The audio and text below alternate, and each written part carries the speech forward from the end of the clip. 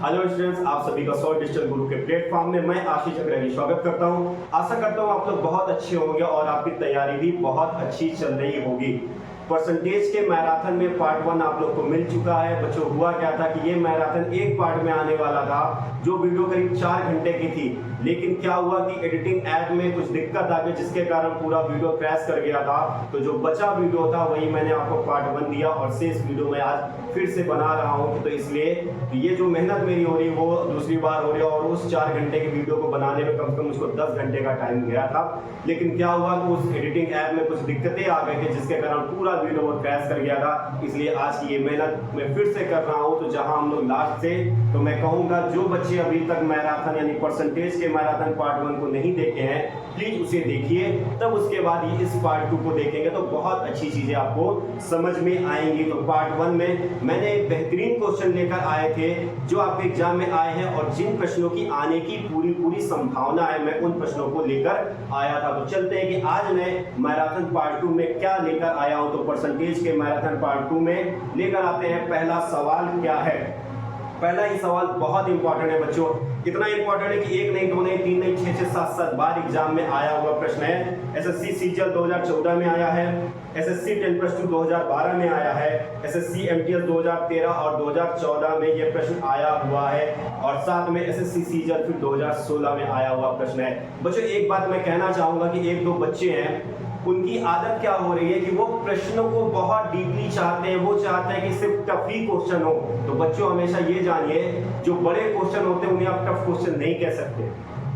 अच्छे क्वेश्चन को आप ढूंढिए कि कौन से अच्छे क्वेश्चन कौन से आपके एग्जाम में आ सकते हैं। हमेशा आप जानिएगा, किसी भी एग्जाम में 1 या 2 ही क्वेश्चन ऐसे होते हैं जो बहुत टफ होते हैं। टफ करते हैं जो क्वेश्चन बहुत सॉल्विंग जिनकी बड़ी होती है। तो ऐसे प्रश्नों को क्या करिए, करना सीखिए तो, पर छोटे क्वेश्चन को अवॉइड मत करिए। मैं साफ साफ कह दे रहा हूँ कि आपके एग्जाम का दायरा कितना है। प्रीवियस ईयर के पेपर को उठाइए तो आप एक बार, तब आप जानेंगे कि क्वेश्चन की वैल्यू क्या होती है। कुछ स्टूडेंट कह रहे हैं सर और टफ क्वेश्चन लाइए। बच्चों, ये सीजीएल मेंस की क्लास नहीं है, ये आपके यूपीपी कांस्टेबल की क्लास है। तो पहले आप ये जानिए कि दायरा क्या है आपके एग्जाम का, नहीं तो कल का होगा क्या ना कि आपने तैयारी एसएससी सीजीएल मेंस की और छोटे प्रश्न ही आपको नहीं आ रहे हैं, ऐसे प्रश्न ही नहीं आ रहे जो बार बार रिपीट हो रहे हैं और जिनके आने की पूरी संभावना है। बच्चों, मैं समझा रहा हूं ये चीजें आपको, मैं बार बार कहता हूं, बेहतरीन क्वेश्चन जिस चैप्टर में जो प्रश्न सबसे ज्यादा आने की संभावना होती है, पहले उन प्रश्नों को आप भी अगर छोड़कर आएंगे ना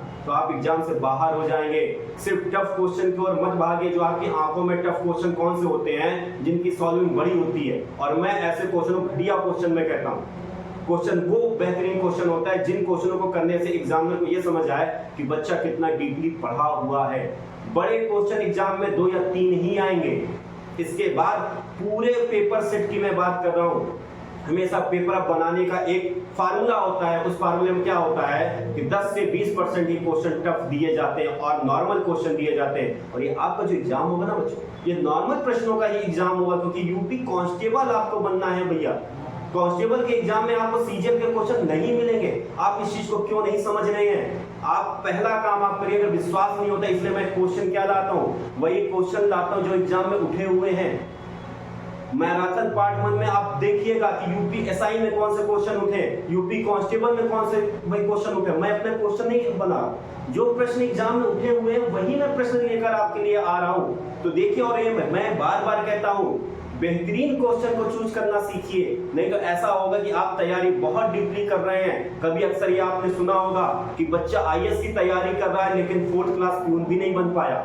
होता क्या है ना कि ये जो माइंड है ना, ये बड़ा सोचता है, छोटी चीज को वो कैप्चर ही नहीं कर पाता है। मैं बार बार कह रहा हूँ, फोकस अपने टारगेट पे कीजिए। जहां सुई का काम हो वहां तलवार क्यों आप ला रहे हैं? मैं बार बार इस चीज को मैं समझा रहा हूँ। मुझको भी कभी भी होता है कि बच्चा चाहता क्या है, ये मैं जानता हूँ कि अब बच्चा क्या चाह रहा है, पर आपके एग्जाम का दायरा क्या है? डॉक्टर ही आपको बताएगा कि कौन सी दवा आपके लिए सही है। आपके मन से अगर वो दवा देगा ना डॉक्टर, तो आप कभी ठीक ही नहीं हो पाएंगे। वही एक टीचर की भी क्वालिटी होती है कि टीचर अगर आपके मन से चलेगा ना तो आप एग्जाम कभी क्रैक ही नहीं करवा पाएगा।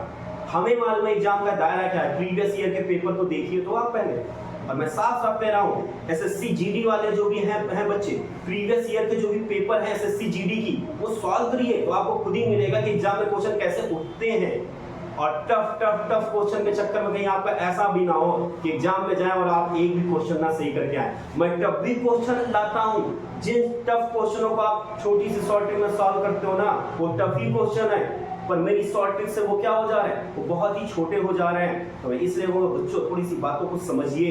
एक टीचर ही है जो आपको सही और गलत का फर्क बता सकता है, नहीं तो आपकी आंखों में क्या होगा कि जो प्रश्न 2 पेज का सॉल्विंग हो रही है वही है। तो भैया मैं भी यहाँ पे एक्सपीरियंस से सॉल्विंग करना चालू कर दूं तो 2 पेज ही बन जाएंगे। अगर मैं शॉर्ट ट्रिक दे रहा हूं तो वो बेहतरीन प्रश्न है, तो इसलिए जब मैं चूज करता हूँ ना प्रश्नों को, तो उन प्रश्नों को क्या करता हूँ, पहले देखता हूँ कि ये एग्जाम में आए हैं और आने की संभावना क्या है, या इसकी वैल्यू इस सब्जेक्ट में कितनी है या इस चैप्टर में कितनी है, ये चीज मैं देखता हूं। इसलिए मैं कहूंगा कि प्लीज थोड़ी सी बातों को समझिए कि सर समझाना क्या चाह रहा है। मैं हर वीडियो में कहता हूं बच्चों, बेहतरीन प्रश्नों की ओर जाइए, ना बिल्कुल सरल प्रश्नों की ओर, ना बहुत कठिन प्रश्नों की ओर। कठिन प्रश्न भी मैं लेकर आता हूं, पर उन कठिन प्रश्नों को लेकर आता हूं जो एग्जाम में जिनके आने की पूरी संभावना होती है। तो इस बात को थोड़ा समझिए। तो आते हैं प्रश्नों की ओर, नहीं तो आपको फील हो रहा होगा सर हम लोग की धुलाई कर रहे हैं, ऐसा कुछ नहीं है। मैं एज ए टीचर हूं, मेरा फर्ज है आपको बातों को समझाना। तो चलते हैं। कह रहा है यदि ए का वेतन बी से 50% अधिक है तो बी का वेतन ए से कितने प्रतिशत कम है। देखिए छोटा सा प्रश्न है, छोटा नहीं है, बहुत इंपॉर्टेंट प्रश्न। अगर ऐसे प्रश्नों को आप छोड़ कर आएंगे ना तो वाकई में आप कंपटीशन के स्टूडेंट ही नहीं है। क्योंकि हमेशा एक दायरा होता है कि किस चैप्टर में कौन कौन से प्रश्न उठने की पूरी संभावना, ऐसे प्रश्न उठते हैं और हो सकता है हुबहू ना प्रश्न ही ना आ जाए। तो देखिएगा प्रश्न 1 नहीं 2 नहीं 3 नहीं 6 बार आया। जब एसएससी ऐसे प्रश्नों को रिपीट कर सकती है, एसएससी आयोग की मैं बात कर रहा हूं, जब एसएससी आयोग ऐसे प्रश्नों को रिपीट कर सकती है तो आपका यूपीपी पुलिस आयोग जो है बहुत छोटा एसएससी के आगे, वो भी छोटे ही प्रश्न देंगे, वो अपने घर से नहीं बनाएंगे प्रश्न। वो भी जब प्रश्न देते हैं ना तो इन्हीं एसएससी या आपके और जो एग्जाम है उनके आंसर्टों को खोलकर उन्हीं में से प्रश्न को चूजिंग करते हैं। हर चैप्टर का एक दायरा होता है, उस दायरे के अंदर ही प्रश्न देंगे। आपको ऐसे प्रश्न नहीं देंगे कि सीजन की तरह के प्रश्न दे दें कि आप उसे आधा घंटा सॉल्व करिए। तो इस बात को समझिए कि मैं बताना क्या चाह रहा हूँ बच्चों एग्जाम का, क्योंकि आपका सिर्फ मैथ ही नहीं देनी है, वहां पे हिंदी भी आपको देनी है, रीजनिंग भी देनी है, जीएस भी देनी है, मैथ देनी है। तो प्रश्न ऐसे आएंगे जो क्या होगा, नॉर्मल से प्रश्न होंगे, ना ज्यादा आसान होंगे ना ज्यादा टफ होंगे, मीडियम प्रश्न होंगे। और प्रश्न वही आएंगे जो सबके लिए कॉमन सी बातें होंगी। कोई स्पेशल प्रश्न नहीं है कि अब दे देगा और आयोग अपने से कोई नया प्रश्न नहीं बनाएगा। प्रश्न देगा तो रिपीटेड प्रश्न देगा या उस चैप्टर की वही थीम देगा जो थीम से वो चैप्टर पूरा बना है। तो इस बात को जरूर ध्यान दीजिए। ये मैंने ये मेरा एक्सपीरियंस कह रहा है, 10 से 12 साल से मैं कंपटीशन के फील्ड में, ये मेरा एक्सपीरियंस कह रहा है। तो चलते आते हैं प्रश्न की ओर कि प्रश्न कह रहा है कि यदि ए का वेतन बी से 50% अधिक है तो बी का वेतन ए से कितने प्रतिशत कम है। तो बच्चों इसके लिए मैंने शॉर्ट ट्रिक दी थी कि जब किसी वैल्यू को बढ़ा दिया जाए और फिर कम करने के लिए पूछ ले, या किसी वैल्यू को कम कर दिया जाए तो उसको बढ़ाने के लिए पूछ ले। तो ये चीज के लिए मैंने आपको दिया था, क्या दिया था शॉर्ट ट्रिक, वृद्धि का प्रतिशत या ज्यादा का प्रतिशत, या इसी को आप कह सकते हैं अधिक का प्रतिशत। तो क्या था वो, x/100 माइनस x गुणे 100। और इसी में क्या था, कमी का प्रतिशत था, कमी का प्रतिशत x/100 प्लस x गुणे 100। ये दो आपके शॉर्ट ट्रिक मैंने दिए थे। ये शॉर्ट ट्रिक कहाँ कहाँ पहले अप्लाई होती है, पहले ये आप जान लीजिए। पहले पॉइंट की बात करते हैं, ये कहाँ पर था, जब ए का वेतन बी के वेतन से x% ज्यादा है तो बी का वेतन ए के वेतन से कितने प्रतिशत कम है, ये था पॉइंट। दूसरा पॉइंट क्या था कि चावल की कीमत में 25% की वृद्धि हो गई। पूर्व कीमत में लाने के लिए, पूर्व कीमत में लाने के लिए कितने प्रतिशत की कमी करनी पड़ेगी। पूर्व कीमत में लाने के लिए एक ये टाइप था, और एक तीसरा टाइप था जेब खर्च पर ना प्रभाव पड़े, जेब खर्च पर ना प्रभाव पड़े। ये 3 टाइप थे। इस 3 टाइप के लिए ये 2 शॉर्ट ट्रिक आपकी काम करती। पहला वाला क्या था, फिर से कि ए का वेतन बी से x% कम है तो बी का वेतन ए के वेतन से कितना प्रतिशत ज्यादा है। ये शॉर्ट ट्रिक आपने 3 टाइम में थी, तो जिन्होंने नहीं देखा तो परसेंटेज के पीछे मेरे 15 वीडियो पड़े हुए हैं, उसमें से ये शुरुआत की ही शॉर्ट ट्रिक है। तो वहां पर आप इन चीजों को और बेहतरीन तरीकों से सीख कर आएंगे। फिर भी मैं इन चीजों को यहाँ पे बता दे रहा हूँ, क्योंकि सवाल अब आया है कि एक बार आपके दिमाग में ये बातें फिर से है। ये वाली शॉर्ट ट्रिक कहाँ कहाँ काम करेगी?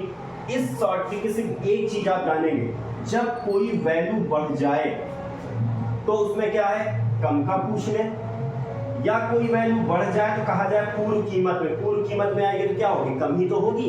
या कह दे कि कोई वैल्यू गिर गई है, उसे पूर्व कीमत में लाना होगा तो क्या करना पड़ेगा, उठाना पड़ेगा। नहीं, जब एक वैल्यू पर काम हो, जब एक वैल्यू पर काम हो, यानी वैल्यू गिर गई हो तो उठाना हो, या उड़ गई हो गिराना हो। जैसे कहा जाए ए का वेतन बी के वेतन से 1% कम है, तो बी का वेतन ए के वेतन से कितना प्रतिशत ज्यादा है। देखिए क्या हुआ, वेतन कम है ना, यानी वेतन गिरा है, उसे उठाना है।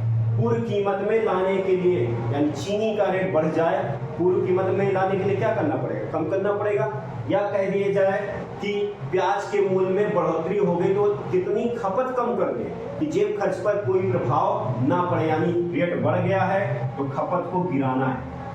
जब एक चीज पर यानी एक वैल्यू पर सिर्फ एक बार काम, यानी बढ़ गया हो उसे कम करना, या घट गया हो उसे बढ़ाना, तभी आपकी शॉर्ट ट्रिक काम करेगी। तो आते हैं पहले सवाल पर कि पहला सवाल क्या है, और अच्छे से इसका विस्तार जानने के लिए मेरे जो 15 वीडियो परसेंटेज के पड़े हैं उसमें से देखिएगा, शुरू का तीसरा या चौथा जो हमारा क्लासेस थी मेरी, उसमें ये आपको प्रश्न मिल जाएंगे। तो इस टाइप के शॉर्ट ट्रिक वहां पर और अच्छे से मैंने एक्सप्लेन करके आपको बताइए।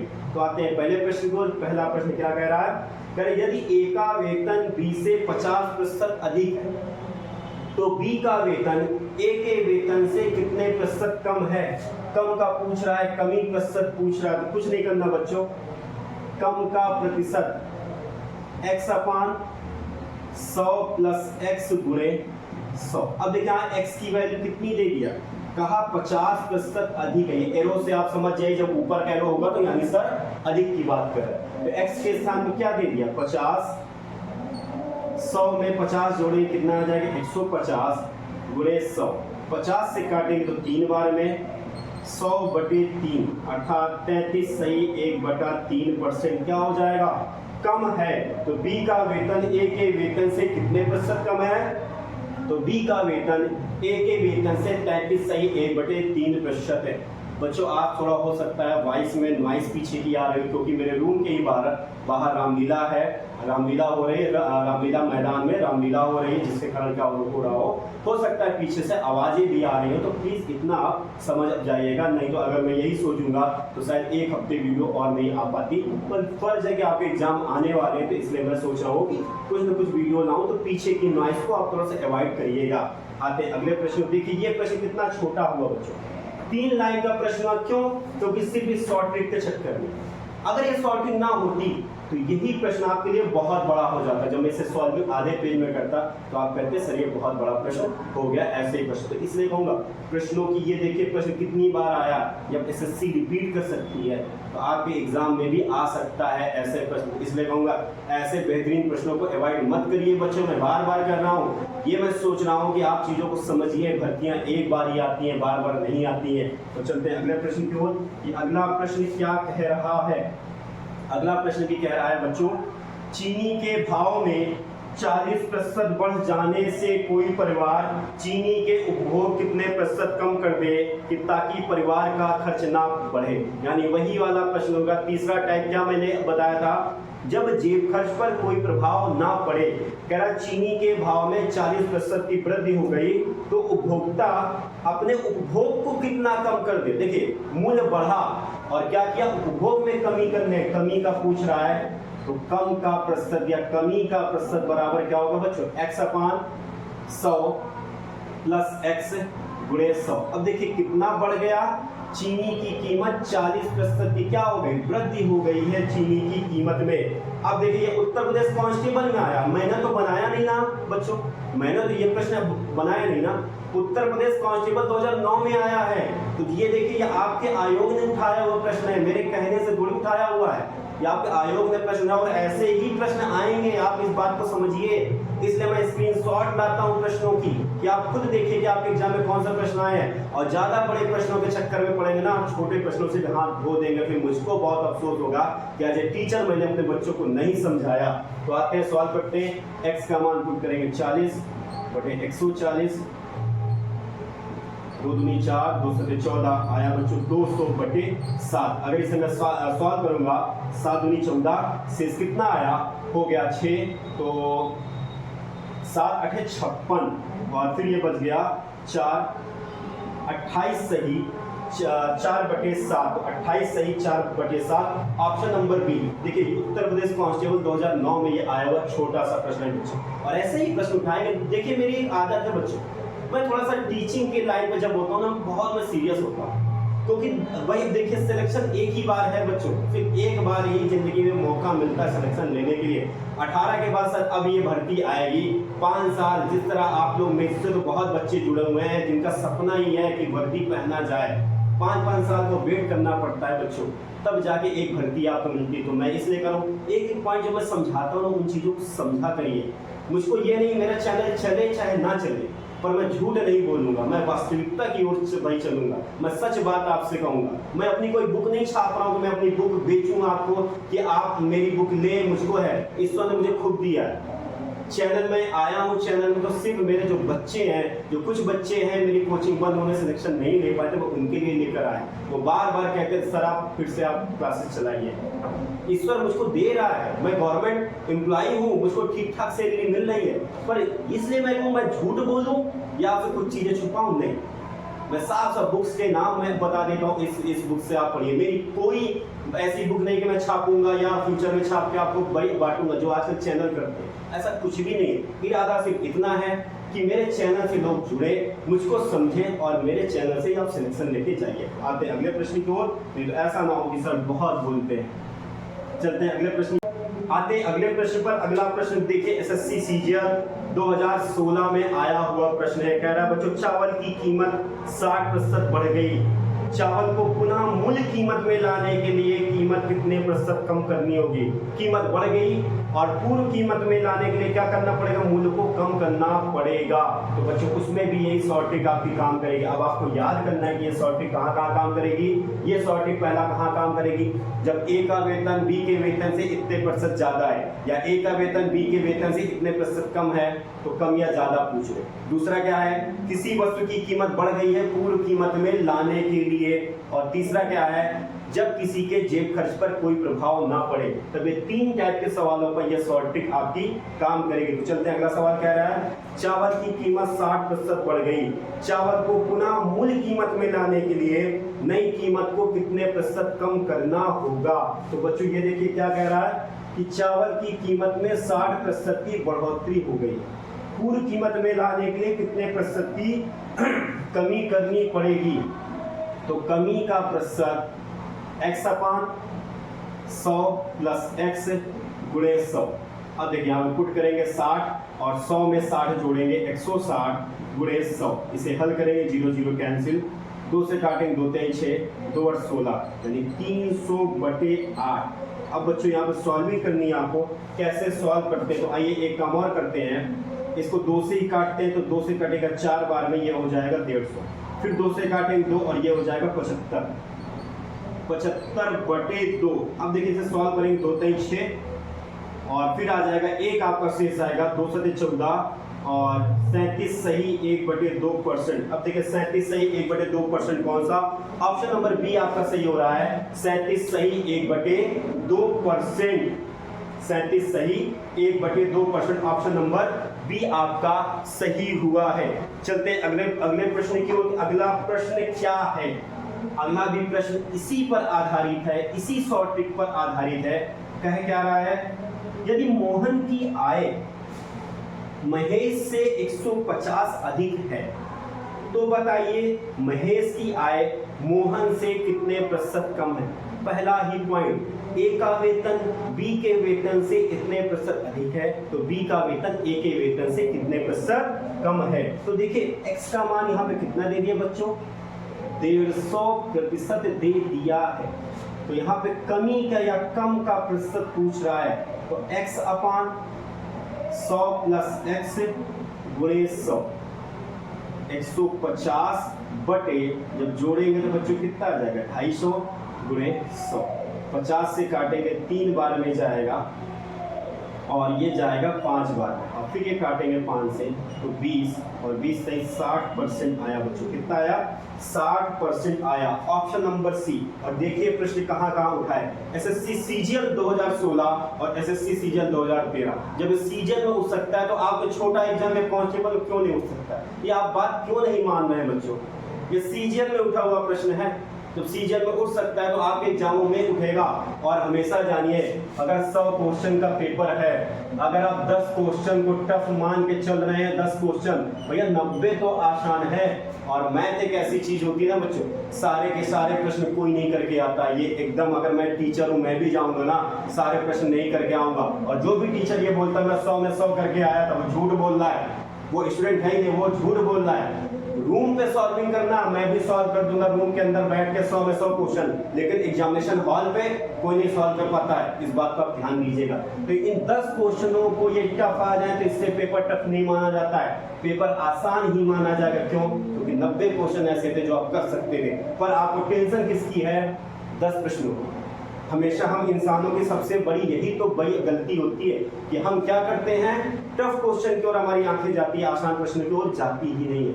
और एक जो भी बच्चा सिलेक्टेड होगा ना, वो इन्हीं प्रश्नों पर ध्यान देता है जो प्रश्न कर सकता है। तो चलते हैं आते अगले प्रश्न को। अगला प्रश्न क्या है?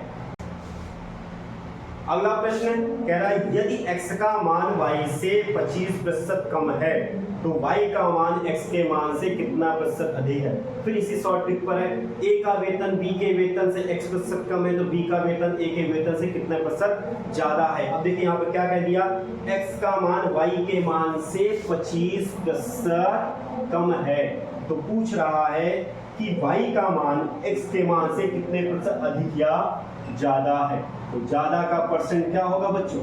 x के स्थान में कितनी वैल्यू दी है? 25, और 100 में से 25 जाएगा 75 गुणे 100, 25 से करना 25, 25 3 75, 100 बटे 3, आंसर आ जाएगा 33 सही, 1/3% क्या है बच्चों? ज्यादा है या अधिक है? Option number A. और देख लीजिए एग्जाम में कितनी बार ये आया है, 1999 से हर दूसरे या तीसरे साल इस क्वेश्चन रिपीट हुआ है। और ये एसएससी जैसा स्टैंडर्ड आयोग वो ये रिपीट कर सकता है क्वेश्चन, तो ऐसे क्वेश्चन बच्चों आ सकते हैं आपके एग्जाम में, इस बात को जरूर ध्यान दीजिएगा। चलिए मैं अब इस पॉइंट को अपने चेंज करता हूँ, बार बार कहेंगे कि सर आप बार बार इस बात को क्यों उठा रहे हैं। तो चलते हैं अगले टाइप पर कि अगला टाइप क्या है। कह रहा है कि बच्चों जोसेफ की आय 10% कम किया गया, यदि उसकी आय को पूर्व स्तर पर लाया जाए तो उसमें कितने प्रतिशत की बढ़ोतरी करनी पड़ेगी। देखिए फिर जोसेफ की आय क्या हुई? 10% कम हुई। पूर्व कीमत में लाने के लिए या पूर्व स्तर में लाने के लिए कितने प्रतिशत की बढ़ोतरी करनी पड़ेगी। देखिए ये प्रश्न क्या है, इसी टाइप पर प्रश्न है कि क्या हुई, कीमत कम हुई, वेतन कम हुआ, उसे पूर्व कीमत में लाने के लिए कितने प्रतिशत की वृद्धि करनी पड़ेगी। तो वृद्धि का प्रतिशत अभी आपके आंखों के सामने था, तो यहाँ पर क्या है 10% कम, तो सॉर्टेड क्या बनती थी x 100 माइनस x गुणे 100, x के स्थान पर 10 है तो यहाँ 10, और 100 में से 10 कम होगा 90 गुणे 100, जीरो कैंसिल हुआ तो 100 बटे 9, यानी 9 एकम 9 और 9 एकम 9 यानी 1199, 11 सही 1/9% की क्या होगी, बढ़ोतरी की जाएगी पूर्व स्तर में लाने के लिए। और देखिए ऑप्शन कौन सा सही होगा, ऑप्शन नंबर बी सही होगा। फिर आप देख लीजिए कितने एग्जामों में ये आया हुआ प्रश्न है। तो चलते हैं अगले प्रश्न की ओर कि अगला प्रश्न क्या कह रहा है। अगला भी प्रश्न आपके एग्जाम के दायरे के लिए बहुत ही इंपॉर्टेंट है। कह रहा है यदि एक संख्या में 10% की वृद्धि की जाती है, फिर उस बढ़ी हुई संख्या में 10% की कमी कर दी जाती है, तो कितने प्रतिशत की वृद्धि या कमी होती है। ये प्रश्न है, देखिए एक नहीं दो नहीं, हर एक एग्जाम में ये आया हुआ प्रश्न है। तो ऐसे प्रश्न जब किसी वैल्यू पर, जब किसी एक वैल्यू पर दो बार काम हो, या तो दोनों बार वृद्धि हो जाए या तो दोनों बार कमी हो जाए, या तो एक बार वृद्धि हो जाए, अगली बार कमी हो जाए, या कमी हो जाए फिर वृद्धि हो जाए। तो ऐसे प्रश्नों के लिए मैंने आपको एक शॉर्टेज दी थी। वो क्या दी थी? कुल परिवर्तन, चाहे वो क्षेत्रफल का हो, चाहे वो किसी संख्या का हो, कुल परिवर्तन का प्रतिशत plus minus X plus minus Y plus minus X Y upon 100। अब देखिए बच्चों, ये इसी शॉर्ट ट्रिक को मैंने कहा था ये रामबाण शॉर्ट ट्रिक है। ये रामबाण शॉर्ट ट्रिक है, ये कहाँ कहाँ अप्लाई होगी पहले इस चीज को आप जान जाइए। अब देखिए पहली चीज, पहला पॉइंट ये कहाँ काम आएगी? जब किसी वैल्यू पर या किसी मान पर दो बार काम हो। दो बार काम का अर्थ, इस बात को आप समझ लीजिए, दो बार काम का हो यानी जब कोई संख्या या किसी वस्तु की कीमत या किसी का वेतन कह दे कि दो बार बढ़ाया गया, इतने इतने प्रतिशत दो बार बढ़ाया गया, या कह दे दो बार कमी की गई, या कह दे कि एक बार बढ़ाया गया फिर एक बार कम किया गया, या हो सकता है कह दे पहली बार कम किया गया दूसरी बार बढ़ाया गया, तब ये रामबाण शॉर्ट ट्रिक आएगी। उसका मेन उद्देश्य क्या होगा? कुल परिवर्तन यानी उस संख्या पर या उस मान पर या उस कीमत पर या उस वेतन में कुल कितना परिवर्तन हुआ, तब ये शॉर्ट ट्रिक काम करेगी आपकी। दूसरी शॉर्ट ट्रिक क्या थी? ये कहाँ पर अप्लाई होती है? ये अप्लाई होती है आपकी 2D आकृतियां पर। 2D आकृति कौन सी है? आयत, वर्ग, त्रिभुज और फिर वृत्त, वहां पे भी काम करती। क्यों? क्योंकि वृत्त में भी एक तरफ आर होगी तो एक तरफ आर, यानी एक तरफ त्रिज्या होगी तो दूसरी तरफ भी तो त्रिज्या होगी, तब तो वो क्या करेगा? आपका वृत्त का निर्माण करेगा। तो ये शॉर्ट ट्रिक आपके दो अड्डों पर काम करेगी और ये वहां पे भी काम करती है, इसको भी आप जानिए। जब किसी संख्या या मान पर या किसी वेतन में 3 बार वृद्धि वृद्धि वृद्धि कर दे, या 3 बार कमी कमी कमी कर दे, या 2 बार वृद्धि कर दे, 1 बार कमी कर दे, या किसी कह सकता हूं एक लाइन में जब किसी वैल्यू पर 3 बार काम हो, तो इस चीज को मैंने आपको बताया था कि पहले इन दोनों को सॉल्व करते हैं, फिर जो मान आता है फिर इन दोनों को इसी के आधार पर सॉल्व करते हैं। पीछे मैंने वीडियो दिए हैं, 15 वीडियो में से जरूर देखिए। इसमें मैं कहूँगा जो बच्चे अच्छे से स्टडी करना चाहते हैं तो परसेंटेज की पहले वीडियो से 15 वीडियो तक वो जरूर देखें, तब उसके बाद मैराथन पर आए। मैराथन में मेन उद्देश्य था सिर्फ आपको प्रैक्टिस कराना, ये मेरा उद्देश्य था। यहाँ पर मैं अगर इस तरह के प्रश्नों पर विस्तृत देना चालू करूंगा तो ये वीडियो मेरी 6 से 7 घंटे की हो जाएगी। तो चलते हैं, प्रश्न क्या है? प्रश्न कह रहा है कि एक संख्या में 10% की वृद्धि की जाती है, फिर उस बढ़ी हुई संख्या में 10% की कमी कर दी जा रही है, तो निवल वृद्धि या कमी कितनी है? कह रहा कुल वृद्धि या कमी आपको ध्यान देना है।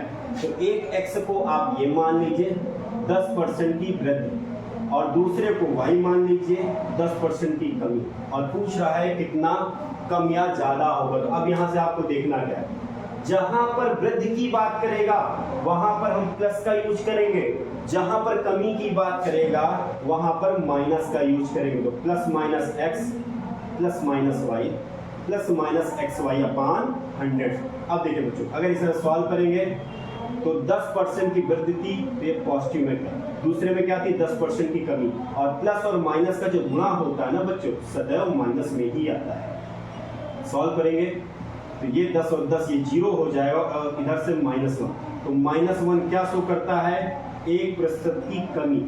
अगर ये प्लस आता तो क्या कहते हैं? 1% की वृद्धि। माइनस में आ रहा है तो हम लोग क्या कहेंगे? 1% की कमी हुई। तो देखिए ऑप्शन नंबर कौन सा सही है?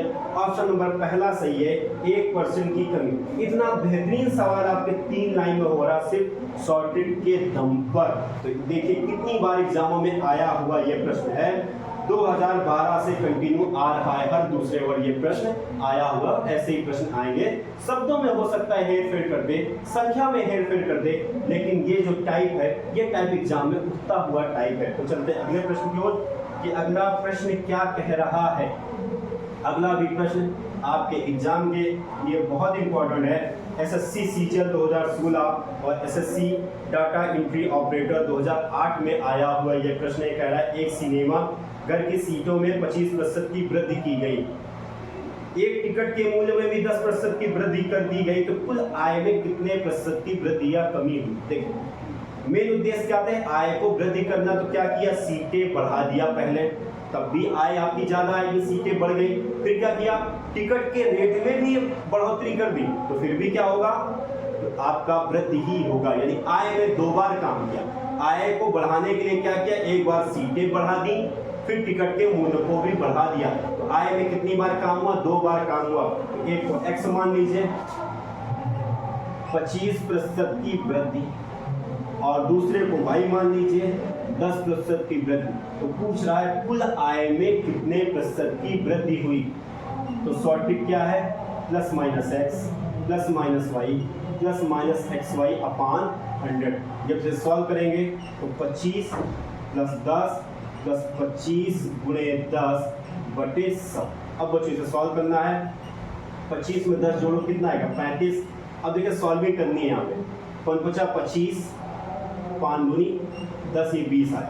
अब देखिए बच्चों 0 से 0 कैंसिल, और 5 का आधा कितना होता है, 2.5 होता है, जोड़ेंगे तो 37.5% की क्या हुई, वृद्धि।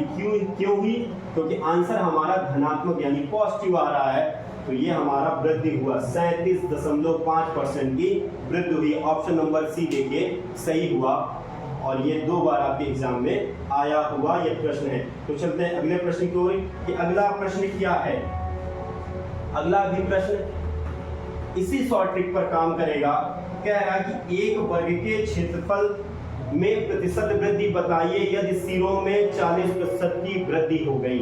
अब देखिए बच्चों ये क्या है, वर्ग की बात कर रहा है, अर्थात ये देखिए 2D आकृतियों पर भी आधारित आ गया, पर वर्ग की बात कर रहा है। तो बच्चों वर्ग की भुजाएं क्या होती, लंबाई और चौड़ाई वर्ग में भी होती है, लेकिन वर्ग में लंबाई और चौड़ाई दोनों बराबर होती है। इसलिए उसने क्या कहा कि यदि सिरे में 40% की वृद्धि, अर्थात कह रहा है लंबाई में भी 40% की वृद्धि हो जाए और चौड़ाई में भी 40% की वृद्धि हो जाए। अब देखिए बच्चों काम क्या करना है, एक को x मान लीजिए और एक को y मान लीजिए और उठा के सॉल्विंग कर लेंगे।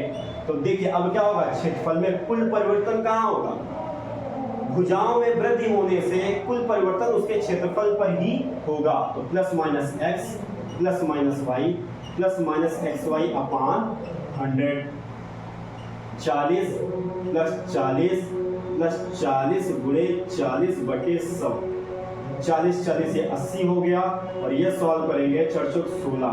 देखिए बच्चों कितना आया, 96% आया, और ये धनात्मक था, 96% क्या शो करेगा, वृद्धि को शो करेगा, अर्थात वर्ग के क्षेत्रफल में कितना परिवर्तन आएगा, 96% की वृद्धि हो जाएगी। तो आप खुद देखिए ऑप्शन कौन सा सही हुआ, ऑप्शन नंबर पहला सही हुआ, 96%। चलते हैं अगले प्रश्न की ओर, कि अगला प्रश्न क्या है। अगला भी प्रश्न आपके एग्जाम के लिए बहुत ही इंपॉर्टेंट है, एसएससी सीजीएल में रिपीट कर रहा है कितने सालों से, 10+2 में भी कर रहा है, और एसएससी सीपीओ एसआई। छोटा सा सवाल है, लेकिन एग्जामिनर क्या कर रहा है, रिपीट कर रहा है प्रश्नों को, तो सोचिए कितना महत्वपूर्ण ये प्रश्न है।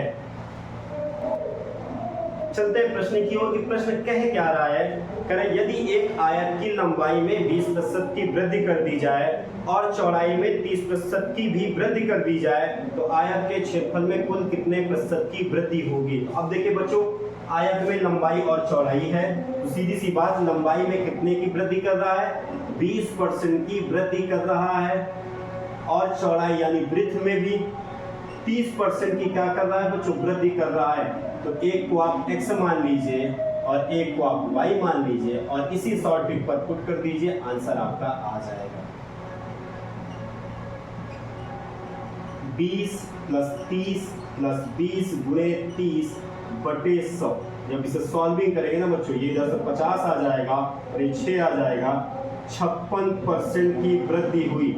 और यही पूछ रहा था कि क्षेत्रफल में कितने प्रतिशत की वृद्धि होगी, तो क्षेत्रफल में 56% की वृद्धि होगी, ऑप्शन नंबर सी सही हुआ। और देखिए कितनी बार एग्जाम में आया हुआ है। चलते हैं अगले प्रश्न की ओर, अगला प्रश्न क्या है बच्चों, जो मैं प्रश्नों की श्रृंखला लेकर आता हूं ना, बहुत सोचना पड़ता है कि कौन सा प्रश्न आपके एग्जाम में आने की पूरी संभावना होगी, और इस चैप्टर के कौन से मोस्ट इंपॉर्टेंट प्रश्न है जो आपके एग्जामों में आ सकते हो, उन प्रश्नों को मैं भाई छांटता हूँ, तो उनका क्रॉप करता हूँ, क्रॉप करने के बाद तब यहाँ तक आपके पास आ पाते हैं ऐसे प्रश्न। करें यदि किसी संख्या की त्रिज्या में 50% की वृद्धि कर दी जाए तो उसके क्षेत्रफल में कितने प्रतिशत की वृद्धि हो जाएगी। अब देखिए बच्चों यहाँ पर क्या है, त्रिज्या, त्रिज्या तो एक होती है ना बच्चों, लेकिन होगा क्या कि त्रिज्या में जब एक तरफ वृद्धि होगी तो दूसरे की साइड वृद्धि होगी, तभी वो व्यास का निर्माण करेगा और जिससे क्या होगा, गोले यानी वृत्त में बढ़ोतरी हो जाएगी। तो यहाँ जब त्रिज्या की बात कर रहा है तो एक बार x का मान 50 ले लीजिएगा और दूसरी भी बार 50 ले लीजिएगा। जैसे इधर की भुजा को आप x मान लीजिए और इधर की भुजा को y मान लीजिए। किसी वृत्त के निर्माण होने में भी दो भुजाओं का ही काम होता है, इसलिए 2D आकृतियां हैं। जब एक तरफ ये बढ़ जाएगा तो ये एक तरफ ऑटोमेटिक बढ़ना ही बढ़ना है। तो डायरेक्ट शॉर्ट ट्रिक में यूज करते हैं, तो x के स्थान पे 50, y के भी स्थान पे 50, 50 गुणे 50 बटे 100। जब इसे सॉल्व करेंगे तो ये 100 आया, और ये सॉल्विंग करेंगे तो 50 25। देखिए बच्चों कितना आया, 125% की वृद्धि। क्यों? क्योंकि सवाल का आंसर धनात्मक आ रहा है, तो 125% की वृद्धि हुई। और ऑप्शन नंबर कौन सा सही है? ऑप्शन नंबर पहला सही हुआ है, 125% की वृद्धि। चलते हैं अगले सवाल की ओर कि अगला सवाल आपका क्या है।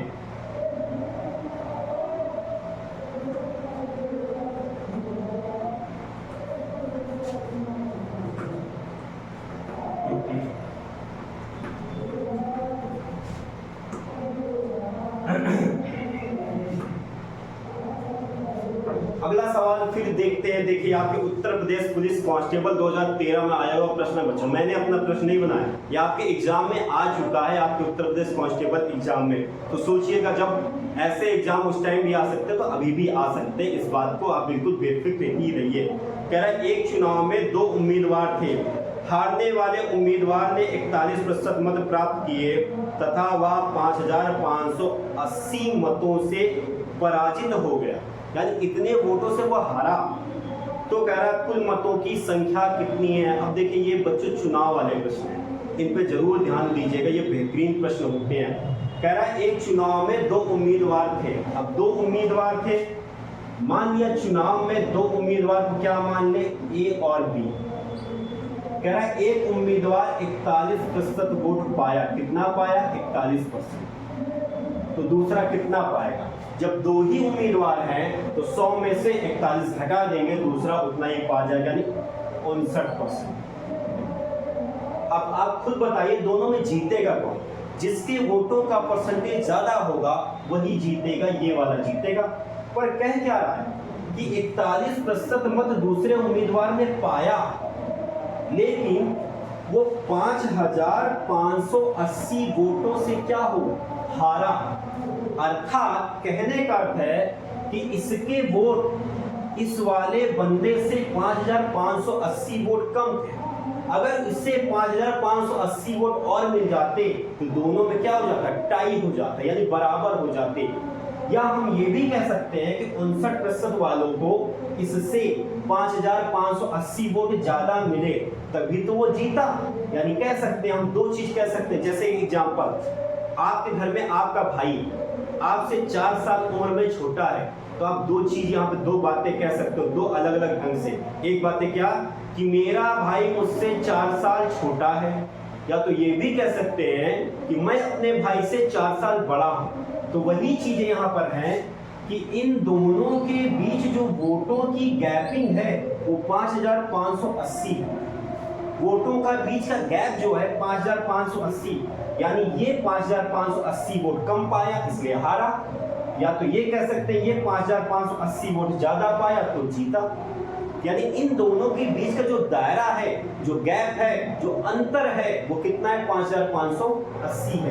अर्थात इन दोनों के बीच का अंतर 5580 है।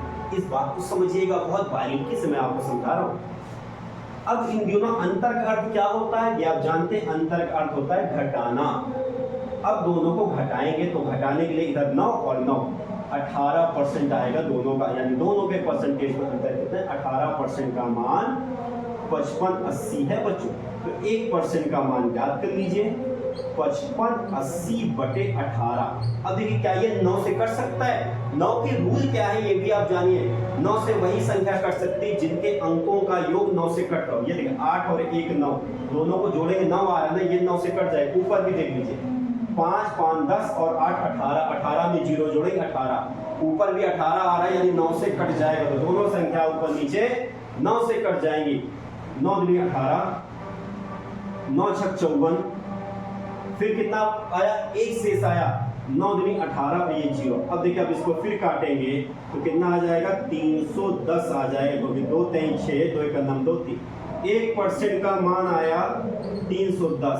अब क्या पूछ रहा है बच्चों, देखिए सवाल पूछ रहा है कुल मतों की संख्या, कुल मत यानी 100%, यानी संपूर्ण। 100% क्या होता है, संपूर्ण ना बच्चों।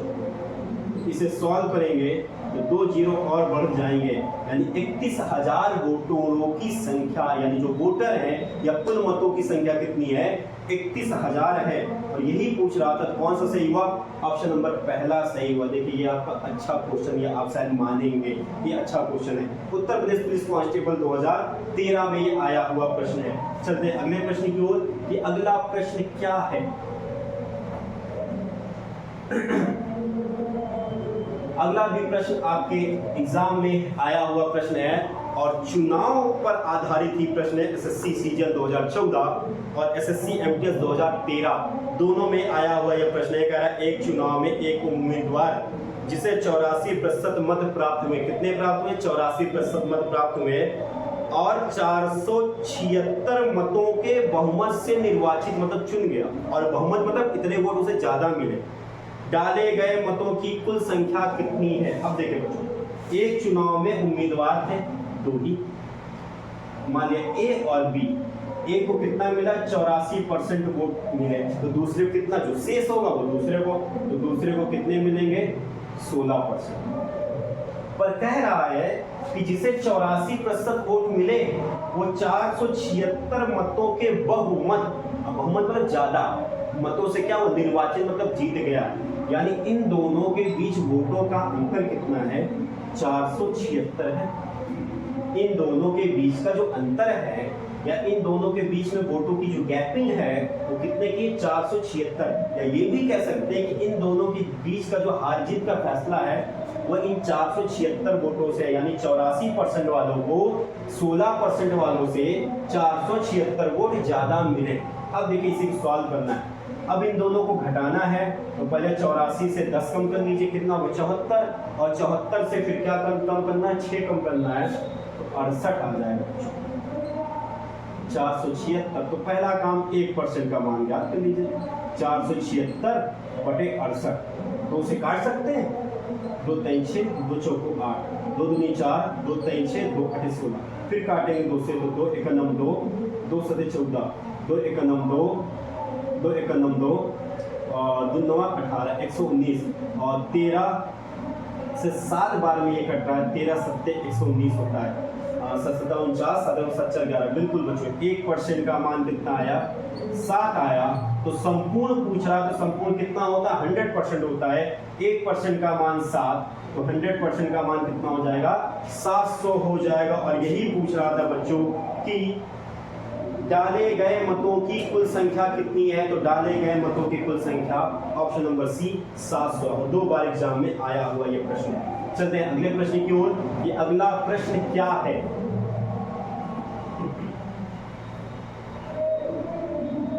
अगला प्रश्न, 2 उम्मीदवारों के मध्य होने वाले किसी चुनाव में पहले उम्मीदवार को कुल वैध मत, यहाँ पर थोड़ा सा ध्यान दीजिएगा बच्चों, कुल वैध मतों में 80% मत मिले।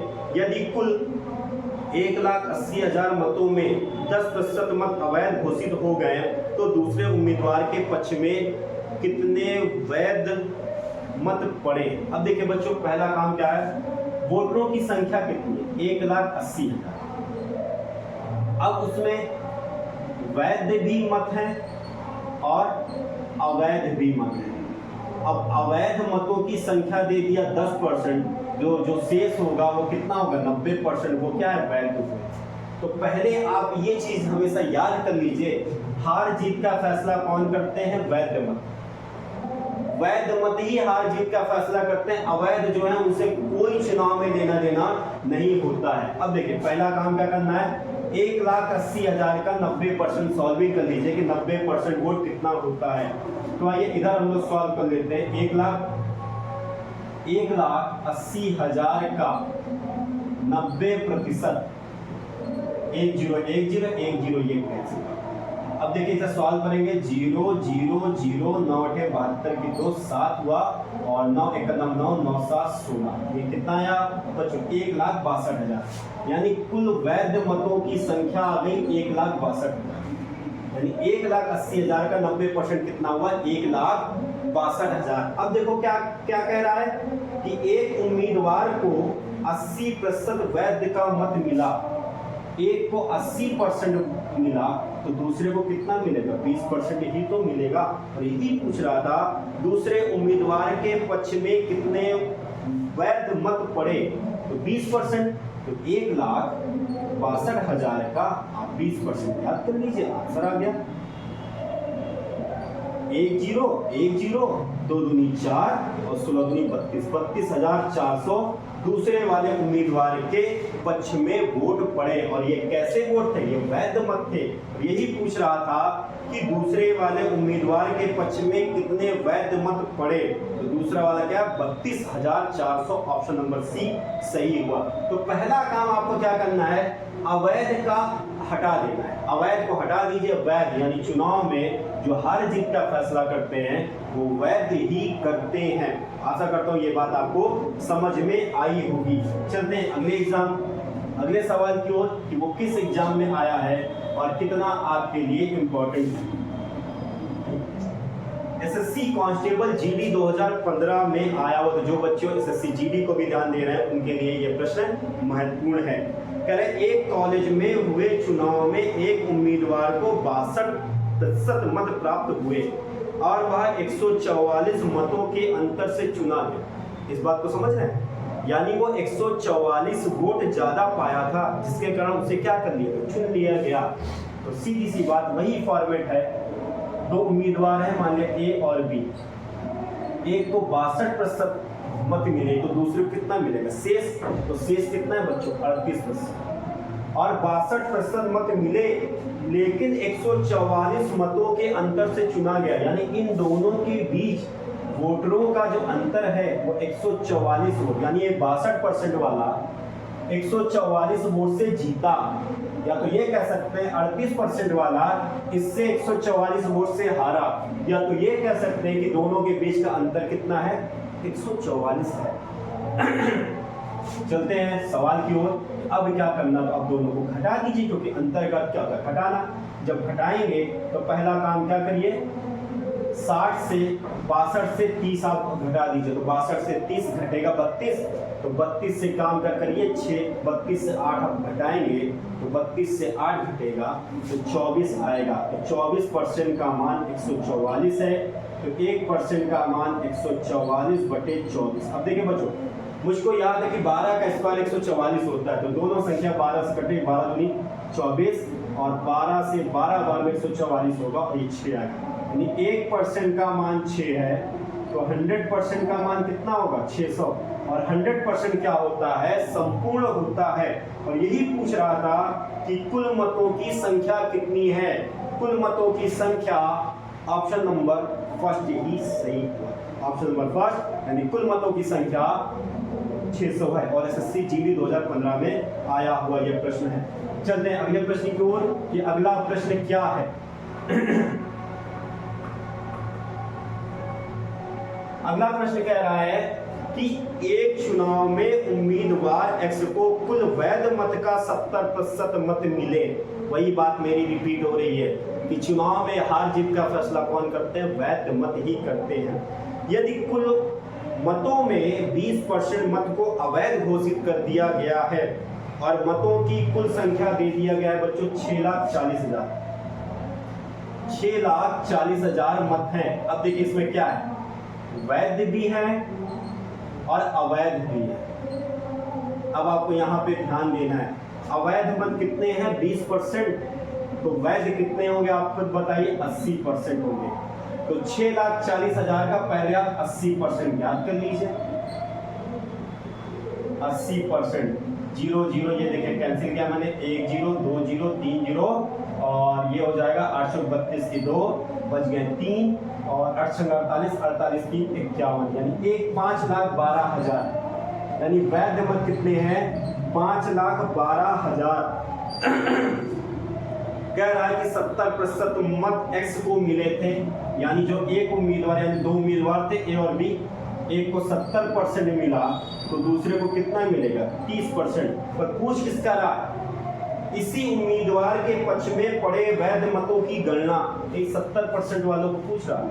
तो 5,12,000 का 70% अब आपको ज्ञात करना है बच्चों। 1 0 1 0 1 0 1 0 ये कैंसिल हुआ, तो 1 0 1 0 7 दूनी 14 की 4, 7 का नाम 7, 7 और 1 8 और 7 बचे 35, 7 बचे 35, 3,58,400।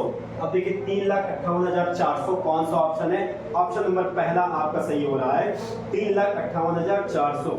और एग्जाम देखिए एसएससी CHSL 2020 में आया हुआ प्रश्न है।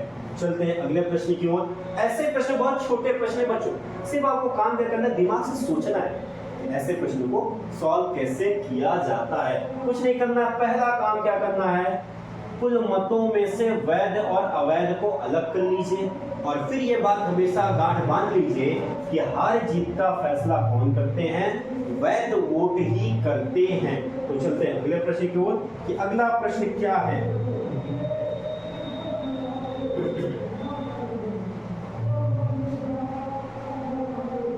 अगला प्रश्न आपके लिए बहुत इंपॉर्टेंट हो रहा है क्योंकि नई चीज आ रही है। कह रहा 15% वार्षिक दर से एक शहर की जनसंख्या में वृद्धि होती है यदि शहर की वर्तमान जनसंख्या 1,08,445 है तो 2 वर्ष पहले शहर की जनसंख्या क्या थी। कुछ याद आया बच्चों? पीछे जो मेरे 15 क्लासेस हैं उसमें से थंबनेल देखिएगा जहां पर आएगी भविष्य की जनसंख्या या कीमत, भूतकाल की जनसंख्या या कीमत, ऐसे प्रश्न है ये और एग्जाम में आते हुए हैं। तो थंबनेल से ही देखिएगा और वहां पर देखिएगा बहुत ही विस्तार से मैंने समझाया है। जब किसी वस्तु या किसी शहर की जनसंख्या भविष्यकाल या भूतकाल की पूछता है तो वहां पर मैंने आपको एक शॉर्ट ट्रिक दी थी। वो शॉर्ट ट्रिक क्या है उसको देखते हैं, तब उसके बाद बात करते हैं कि वो शॉर्ट ट्रिक क्या है। पहली चीज देख लीजिए कि भविष्य के लिए शॉर्ट ट्रिक क्या बनती है और भूतकाल के लिए शॉर्ट ट्रिक क्या बनती है।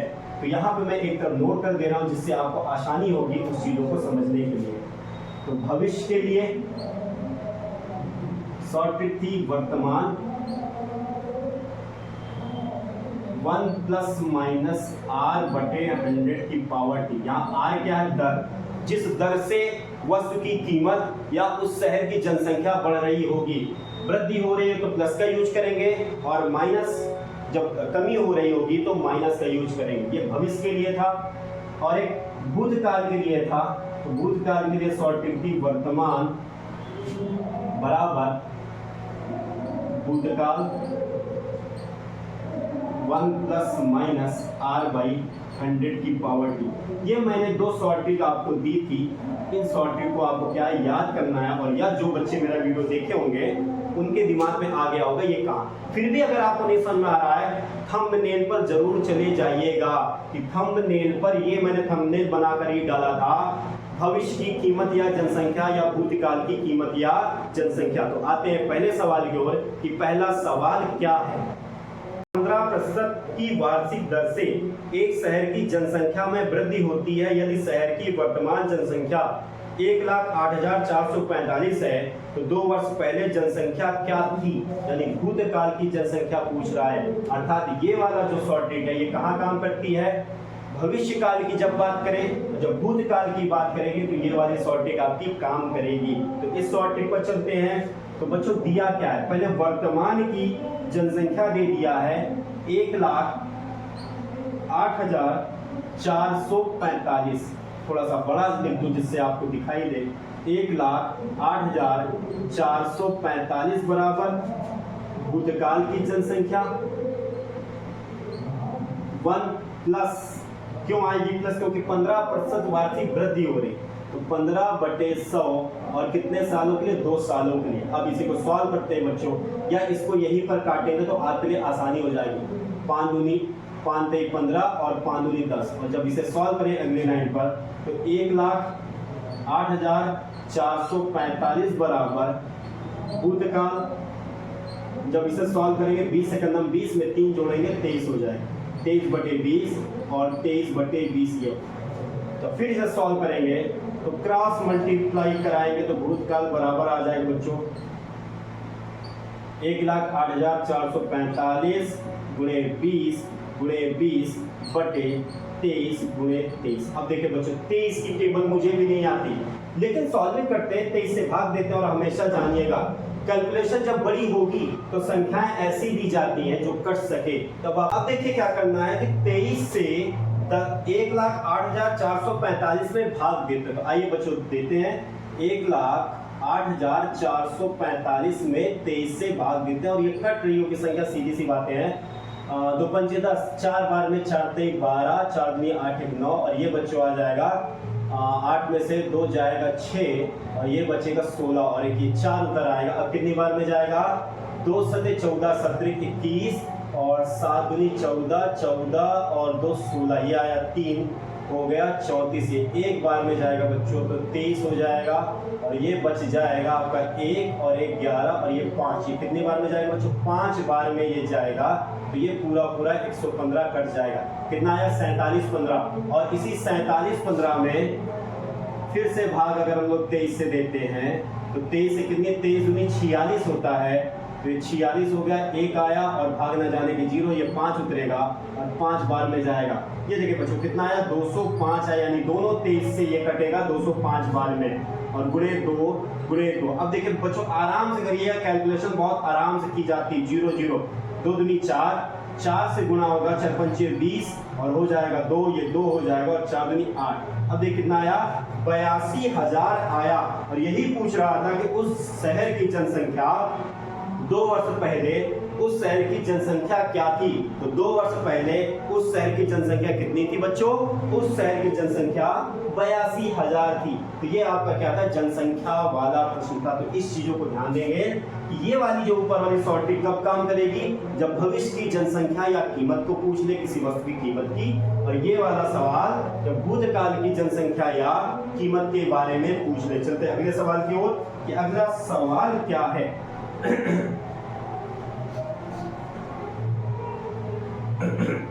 अगला सवाल कह रहा है कि किसी संपत्ति की कीमत प्रतिवर्ष उसकी आरंभिक वर्ष की तुलना में 10% कम हो जाती है। तो संपत्ति की वर्तमान कीमत 8100 रुपए है, तो 2 वर्ष पहले उसकी कीमत कितनी थी। ये देखिए बच्चों किसी वस्तु की कीमत पूछ रहा है, और कब की, भूतकाल की पूछ रहा, 2 वर्ष पहले कितनी थी। तो यही आपका सॉर्टिंग यूज हो जाएगा। और ये सॉर्टिंग क्या कहता है, सॉर्टिंग कहता है वर्तमान बराबर भूतकाल। अब देखिए यहाँ पर कीमत की बात आई, तो अच्छा हुआ कि दोनों सवाल एक साथ आपके आ गए, जनसंख्या के भी आ गए और कीमत के भी आ गए। और ये देखिए एसएससी सीपीयू 2003 और एसएससी 10+2 2010 में आया हुआ ये प्रश्न है। कह रहा वर्तमान में उस संपत्ति की कीमत कितनी है, 8100, और भूतकाल में हमें ज्ञात करना है। और 10% कह रहा है, क्या 10% की कमी हो रही। तो जब कमी हो रही तो यहाँ पर क्या इस्तेमाल करेंगे बच्चों, माइनस इस्तेमाल करेंगे। और 2 वर्ष का पूछ रहा है, 10 से काटेंगे 10 बार में, ये 8100 बराबर भूतकाल गुणे 9/10 गुणे 9/10। ये देखिए बच्चों ये कैलकुलेशन आपके लिए बहुत आसान होगी। 9 से काटेंगे तो 9 बार में ये 81 गया, और फिर 9 बार में काटेंगे तो ये 100 आया, और 100 में 100 का गुणा हो जाएगा। तो बच्चों कितने आएगा, 10,000 आ जाएगा। और भूतकाल में पूछ रहा था, यानी 2 वर्ष पहले उस संपत्ति की कीमत कितनी थी, 10,000 रुपए थी। ऑप्शन नंबर पहला सही हुआ। तो चलते हैं अगले सवाल की ओर कि अगला सवाल क्या है आपके एग्जाम में, कितना इंपॉर्टेंट ये सवाल है और कितना इंपॉर्टेंट माने रखता है। तो देखिए बच्चों क्या है, एक वॉशिंग मशीन के मूल्य में हर साल 10% की कमी आ जाती है। कह रहा वॉशिंग मशीन का ये वर्तमान कीमत 9477 है तो 3 वर्ष पूर्व मशीन का मूल्य क्या था। देखिए आपके उत्तर प्रदेश एसआई में आया हुआ प्रश्न है 2017 में। देखिए मैंने नहीं बनाया, 2017 में आया हुआ प्रश्न है यूपी एसआई में, और ऐसे ही प्रश्न आपके कांस्टेबल में भी आएंगे। पूछ क्या रहा, पूर्व मशीन का मूल्य क्या था, यानी भूतकाल की कीमत पूछ रहा है। तो अब डायरेक्ट आप इसी ये वाले शॉर्ट टिप पर काम कर जाएगा। वर्तमान कीमत कितनी है 9477, भूतकाल की कीमत पूछ रहा है और कितना हो रहा है 10% की कमी आ रही है, तो 1 माइनस 10/100 और कितना बच्चों 3 साल के लिए 3 महीने पूरा कर दिया 9477 बराबर भूतकाल। अब देखिए बच्चों आराम से कैलकुलेशन इस तरह कैलकुलेशन करिए, 10 से काटेंगे 10 बार में और 10 एक 10, 10 में से 1 जाएगा तो 9, 9/10, 9/10 और 9/10। अब इसे हम लोग क्रॉस मल्टीप्लाई करेंगे तो भूतकाल बराबर आ जाएगा बच्चों 9477 गुणे 10 गुणे 10 गुणे 10 बटे 9 गुणे 9 गुणे 9।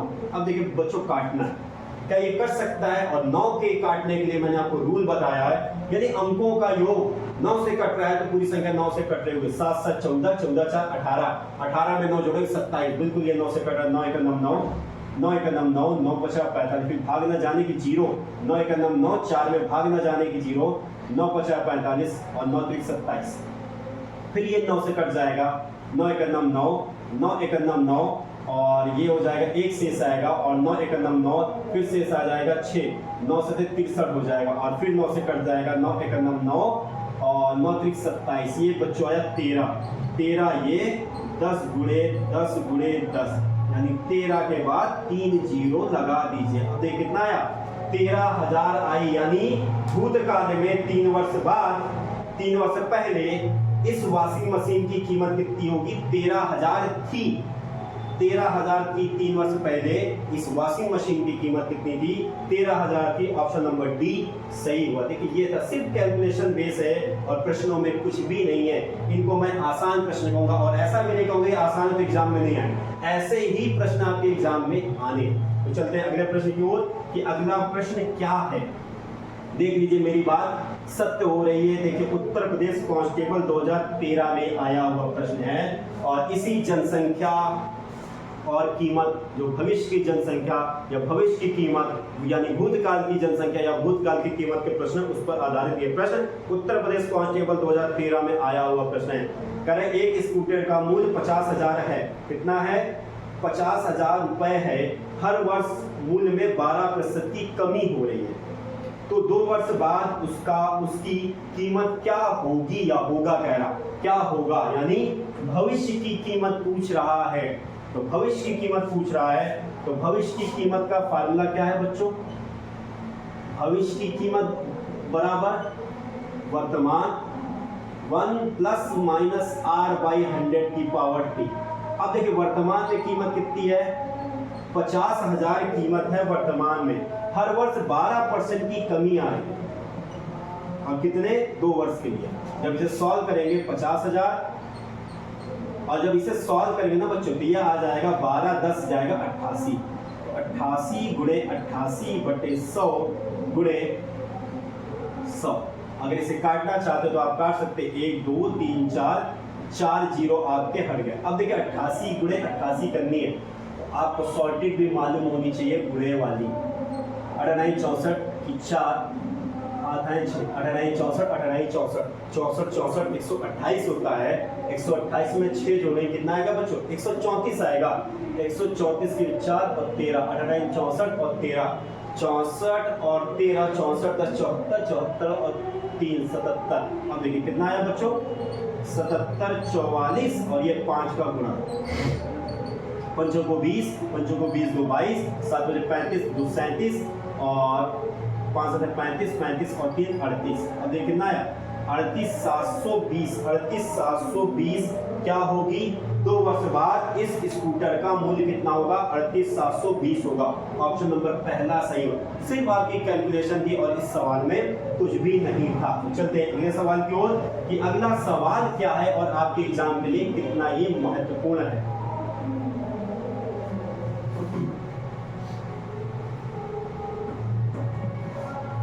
कह रहा किसी परीक्षा में मोहित को अधिकतम अंकों का 60% अंक मिलता है, जो पास होने के अंकों से 45 अंक अधिक हैं। यदि पास होने के अंक 45% हो तो परीक्षा में अधिकतम अंक कितने होंगे। अब देखिए बच्चों क्या है, ये उत्तीर्ण और अनुत्तीर्ण वाले प्रश्न हैं। इसका भी मैंने वीडियो बनाया है, थंबनेल में देखिएगा, और वहां पे विस्तार से आप देखेंगे तो और चीजें समझ में आएंगी। कह रहा किसी परीक्षा में मोहित को 60% अंक मिलते हैं, जो पास होने के अंक से 45 अंक अधिक है। यदि पास होने के अंक, अब देखिए बच्चों ऐसे सवालों को मैं ठीक से सॉल्व करा रहा हूँ। मानिए पास होने का क्राइटेरिया है और पास होने के लिए कितने अंक चाहिए, 45% अंक चाहिए। लेकिन मोहित ने कितने अंक प्राप्त किए, मोहित ने प्राप्त किए 60% अंक, और वो पास होने के अंकों से 45 अधिक, यानी जितना वो पाया और इन दोनों की जो गैपिंग है बीच के कितने अंकों की है, 45 अंकों की है। बात समझ रहे हैं, यानी पास होने के लिए 45% अंकों की जरूरत थी, लेकिन मोहित ने कितने प्राप्त किए, 60% अंक प्राप्त किए। तो परसेंटेज से कितना ज्यादा पाया, 45% अगर पाता तो पास माना जाता है, लेकिन वो 60% अंक पाया, यानी उसने 15% अंक ज्यादा गेन किया, ज्यादा प्राप्त किया। 45 और 60 के बीच का अंतर कितना है, और इन दोनों परसेंटेज के बीच के अंकों का अंतर कितना है, 45। यही तो कह रहा है कि पास होने से 45 अंक ज्यादा पाया, तो अंक कितने ज्यादा पाया, 45, और परसेंटेज कितना ज्यादा पाया, 15% ज्यादा पाया। तो 15% का मान 45 है, तो 1% का मान कितना होगा, 3। तो 100% का मान कितना होगा बच्चों, 300। और 100% ही क्या होता है, पूर्णांक होता है, यानी उस परीक्षा का पूरा अंक। तो यही पूछ रहा था अधिकतम अंक कितना है, तो अधिकतम अंक 300 है। छोटी सी शॉर्ट ट्रिक में ये आपका काम हो गया। और देखिए यूपीएसआई 2011 में आया हुआ ये प्रश्न है, यूपीएसआई 2011 में आया हुआ ये प्रश्न है। तो चलते हैं अगले प्रश्न की ओर। देखिए अब बच्चों अगला प्रश्न क्या कह रहा है, कह रहा है एक छात्र को उत्तीर्ण होने के लिए 40% अंक प्राप्त करने होते हैं, वह 67 अंक पाता है और 13 अंकों से विफल हो जाता है। यानी पास होने के लिए कितना चाहिए, पास होने के लिए 40% अंक चाहिए, पर लेकिन वो क्या है, 67 अंक पाता है और 13 नंबर से फेल हो जाता है, अर्थात उसके जो नंबर थे वो 40% के बराबर नहीं गए थे। 40% नंबर कब वो पाएगा, जब 67 में 13 और जुड़ जाते, तब वो 40% के नंबर पाते हैं। 40% बराबर 80, तो 1% का मान कितना हो जाएगा, 2। तो 100% का मान कितना हो जाएगा, 200। और यही पूछ रहा था कि अधिकतम अंक कितने हैं, तो 100% क्या होता है, पूर्णांक होता है, यानी अधिकतम अंक होते हैं। तो यही पूछ रहा था। ऑप्शन नंबर कौन सा सही होगा, ऑप्शन नंबर बी सही होगा, 200। चलते हैं अगले प्रश्न की ओर कि अगला प्रश्न क्या है। अगला प्रश्न कह रहा है कि एक परीक्षा में विनोद 25% अंक प्राप्त किया और 10 अंकों से अनुत्तीर्ण हो गया। सचिन ने परीक्षा में 30% अंक प्राप्त किया, जो कि उत्तीर्णांक यानी पास मार्किंग से 20 अंक अधिक प्राप्त करता है, तो परीक्षा का पूर्णांक कितना है। तो बच्चों ऐसे सवालों को सॉल्व करने पहले इस बात को जानिए, मतलब पास होने का ये मान लिया एक पास मार्किंग का एरिया या लिमिट है। विनोद ने, यहाँ मानिए विनोद है, विनोद कितना अंक पाता है, 25% अंक पाता है और वो फेल होता है। क्यों, 10 अंकों से वो फेल होता है, अर्थात उसे 10 अंक और मिल जाते, तो विनोद क्या हो जाता है, पास। यानी पास मार्किंग से उसके नंबर 10 नंबर कम। फिर क्या कहा, एक और स्टूडेंट है वो सचिन। सचिन ने कितना अंक पाया, सचिन ने 30% अंक पाया और पास मार्किंग से 20 नंबर अधिक उसे मिले, 20 नंबर अधिक मिले पास मार्किंग से। एक को पास मार्किंग से 10 नंबर कम मिले थे, एक को पास मार्किंग से 20 नंबर ज्यादा मिले, एक को 25% अंक मिले थे, एक को 30% अंक मिले थे। ऐसे सवालों के लिए जब कोई दो इंसानों के बीच कंपेयर हो और एक पास मार्किंग से कम परसेंट पाए और एक पास मार्किंग से ज्यादा परसेंट पाए और दोनों के बीच अंकों का भी अंतर दे दे, तो पहला काम क्या करना है, इन दोनों बीच के परसेंटेज का अंतर। तो अंतर कितना है बच्चों, 5%। और अंकों के गैपिंग को जोड़ते हैं। तो अंकों के गैपिंग को जोड़िए, 20 और 10 कितना होगा 30, 5 का नाम 5, 5 छक्का 30, यानी 1% का मान 6 है, तो 100% का मान कितना होगा 600।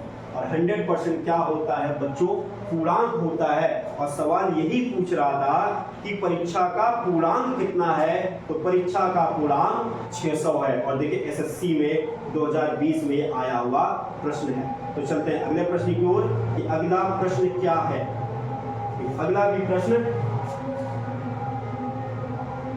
है आपके एग्जाम के लिए ही है और बहुत इंपॉर्टेंट प्रश्न है, आय और व्यय पर आधारित प्रश्न है। आय और व्यय पर आधारित प्रश्न है, इसकी भी मैंने वीडियो दी है, तो थंबनेल में देखिएगा जहाँ पे आय व्यय और बचत वाले हैं, तो वो वीडियो को जरूर देखिएगा, तब ये बात समझ में आएगी। कह रहा है कि राम अपनी आय का 80% व्यय कर देते हैं। यदि उसकी आय में 25% की वृद्धि होती है तथा उसके व्यय में 10% की वृद्धि होती है, तो उसकी बचत में कितने प्रतिशत की वृद्धि होती है। ये यूनिक टाइप के सवाल होते हैं बच्चों, इनको थोड़ा सा बहुत आराम से देखिएगा कि ऐसे सवालों को कैसे सॉल्व किया जाता है। ये मैं यूनिक कह रहा हूं, तो इस बात को ध्यान दीजिएगा। कह रहा है कि रमन अपनी आय का 80% व्यय करता है। तो पहले आप ये जानिए कि आय बराबर क्या होती है।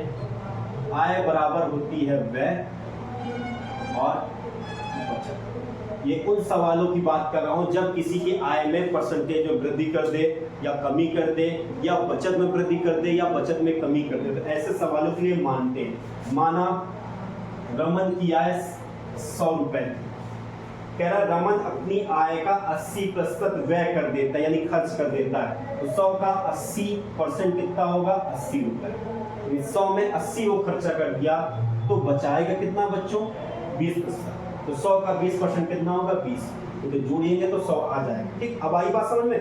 यदि अपनी आय को 25% वृद्धि कर दे, यानी जो आय उसकी 100 थी उसमें 25% की वृद्धि करेगा, तो 100 में 25% की वृद्धि करेगा तो 125 आएगा। ये आप ज्ञान भी कर सकते हैं। फिर भी 100 के आधार पर 25% का वृद्धि कितना होगा 125 ही तो होगा। कह रहा तथा उसके व्यय में 10% की वृद्धि होती है। व्यय यानी खर्च में 10% की वृद्धि। तो आइए 80 का 10% की वृद्धि 110/100। ये मैंने बताया है कि जब भी वृद्धि की बात करेंगे 100 जोड़ देंगे, कमी की बात करेंगे 100 से घटा देंगे। 10% की वृद्धि का, इसलिए 100 में जोड़ दिया 10, तो कितना हो गया 110। सॉल्व करेंगे 1188 आ जाएगा, यानी जो उसका व्यय था वो 88 हो गया। अब खुद देखिए 125 आय थी, उसमें से 88 खर्च कर दिया, तो बचाया कितना बच्चों 7 और 3 37, यानी 37 रुपए की बचत किया। और यही पूछ रहा है बचत में कितने प्रतिशत की वृद्धि हो गई। तो आप खुद बताइए बचत में वृद्धि है या नहीं। बिल्कुल है, क्योंकि पहले बचत थी 20 और अब कितनी हो गई, अब बचत हो गई है 37, तो वृद्धि तो हुई। वृद्धि प्रतिशत का फार्मूला अंतर, तो दोनों में अंतर कितने का है 37 का 17 का अंतर है। और आधार कहां से 20 से गुणे 100, अंतर अपान आधार गुणे 100, 20 पंचे 100, 17 पचे 85%, यानी 85% की वृद्धि हो गई उसकी बचत में। यही पूछ रहा था कितने परसेंट की वृद्धि हो गई, ऑप्शन नंबर डी। ये यूनिक सवाल है, इस बात को ध्यान दीजिएगा बच्चों। ऐसे सवालों को ऐसे ही सॉल्व करिएगा। जब किसी की आय में वृद्धि कर दे, फिर उसके व्यय में वृद्धि कर दे, हो सकता है बचत पूछ ले, या हो सकता है कि व्यय में वृद्धि कर दे, बचत में वृद्धि कर दे, आय को पूछ ले। तो ऐसे सवालों को जरूर ध्यान दीजिएगा। ये यूनिक सवाल मैं फिर से रिपीट कर दे रहा हूं, ऐसे सवालों को ऐसे ही आपको सॉल्व करना है। चलते हैं अगले सवाल की ओर कि अगला सवाल क्या है।